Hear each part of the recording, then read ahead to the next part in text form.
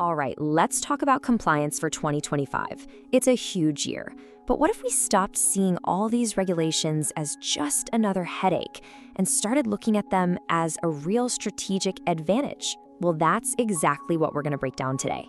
Let's kick things off with a number that, well, it should make every leader sit up a little straighter. $14.8 million.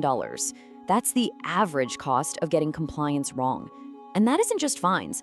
We're talking business disruption, legal fees, the whole shebang. It's a massive price to pay. And this quote right here, it just nails the huge shift that's happening for 2025.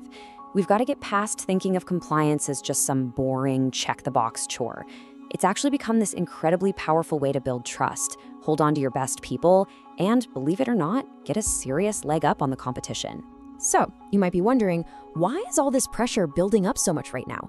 Let's dig into the new stakes and really get a handle on what the risk landscape looks like in 2025. You know, the math here is pretty simple, and this visual just makes it crystal clear. The cost of non-compliance is almost 3 times the cost of just doing it right in the first place. This really proves that investing in a solid compliance program isn't just an expense, it's basically insurance against a catastrophic financial blow. It really does feel like a perfect storm, doesn't it? We're seeing this flood of new complex rules that don't just live in the legal department anymore. They touch every single part of the business, from HR to IT to security. And on top of that, you've got the public and regulators watching more closely than ever. One little misstep can blow up into a huge reputational crisis.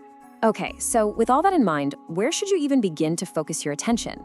Let's get right into the 2025 compliance hot list. These are the 5 critical areas that absolutely demand your attention.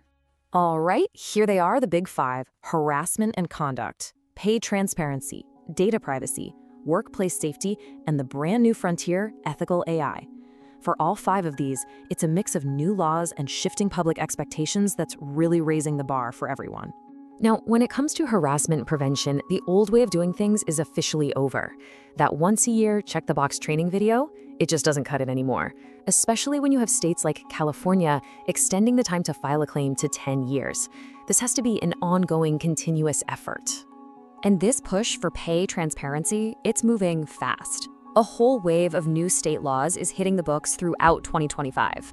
If you operate in any of these places, this is your wake-up call. You need to update your job postings and get your managers trained on how to talk about pay, like yesterday.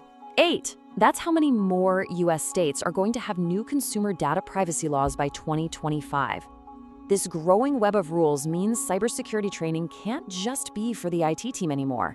It is an absolute must for every single employee. And on the safety side of things, your training has to evolve.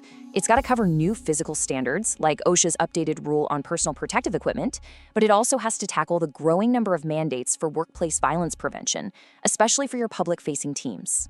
And finally, we've got the new Wild West, the ethical use of AI. With laws already on the books or coming soon in places like New York City and Illinois, getting ahead with training on fairness, bias, and transparency is absolutely critical if you want to avoid future fines when using these really powerful hiring tools.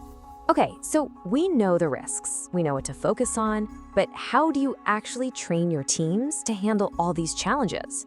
Well, the answer means moving way, way beyond that boring annual seminar. I mean, just look at this. The shift in how we should think about training is night and day. We're leaving behind those old passive methods like a once-a-year meeting.